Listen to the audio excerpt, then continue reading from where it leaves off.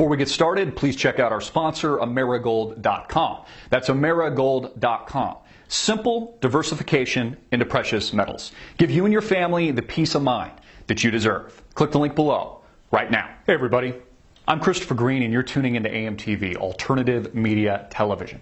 This is a very, very dangerous time in American history, and some people are calling it the new Cold War. There's even been a few books on it called the Coldest War, the Colder War. All of this is a spin on what was the Cold War that sent the baby boomer generation into their bunkers, underneath their desks, as if that was going to protect them from a nuclear event. And I find it funny that everyone now seems to recognize that post-2008, post the largest financial collapse in the history of the world, that suddenly the United States may be, in fact, on the brink of war. But they only have part of the story correct. You see, this is much bigger than just a Cold War. This is much bigger than Russia just being a little irked at the United States for helping the revolution in Kiev. You see, this is a world war, folks, and we've been talking about it on this channel for going on 5-6 years now, post the 2008 bailouts, post the $4+ trillion on the balance sheet of the Federal Reserve, so that they could stoke up and masturbate the stock market to a new all-time high, and then applaud themselves when they release QE after 6 friggin' years. If somehow that's a good job and there'll be no unintended consequences in the future. Like we didn't learn our lesson in 2008, post the easing that made up the previous Fed chairman, Alan Greenspan, and his 0% interest rates, which fueled the largest asset bubble and asset bubbles across the country and the world that we'd ever seen. And now they've done the same thing once again. The President of the United States, Barack Obama, is speaking and spoke today, depending on if you live here in the States or you're overseas, at a Chinese event, which also included Russia. And he said that, he really wants to promote the Chinese and U.S. relationship, which I couldn't find and believe to be any more funny. He also talked of China being the second largest economy in the world, and that's also incorrect. China has now overtaken the United States in real wealth, in real dollars, when measuring real money. Again, all we have here in the United States is the Federal Reserve funny money system. This $4+ trillion of debt, new debt on the balance sheet on the back of taxpayers so that they could stoke and masturbate the stock market up to an all-time high. But don't worry about the unintended consequences. Even people, pioneers in the Ponzi scheme like Alan Greenspan, are saying gold is now a good investment. Yeah, get your hands on gold now that they've totally manipulated our currency, the U.S. dollar, here in the United States. And at some point in the future, we're going to get runaway inflation. We haven't seen it yet. It's been massaged around 2% a year. Still, that's 12% of your money over the last 6 years, if you're counting. It's stealing that $4 trillion in the backs of you, your children's children, and your future's children. But again, folks, this is larger than just a Cold War.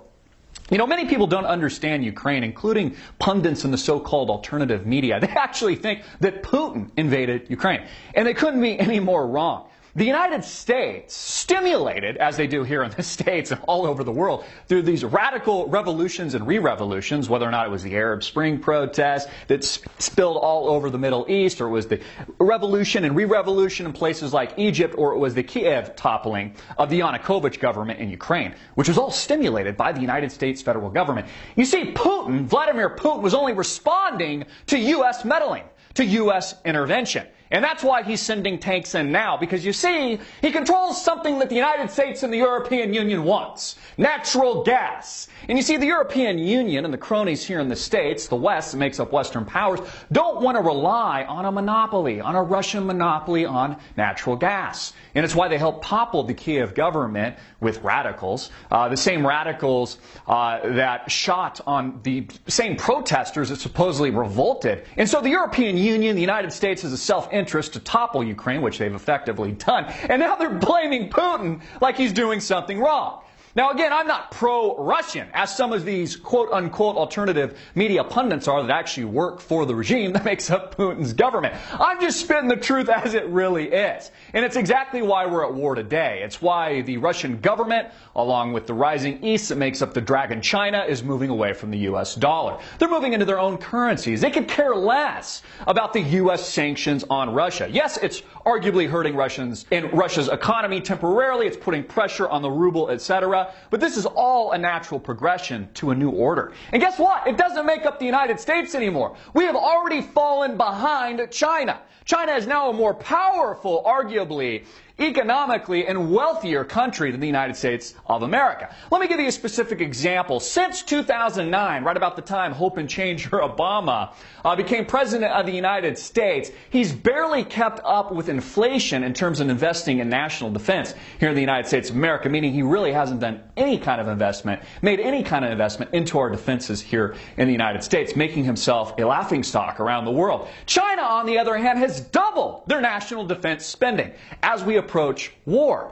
As we soon approach this global confrontation, many would argue a conflagration of war.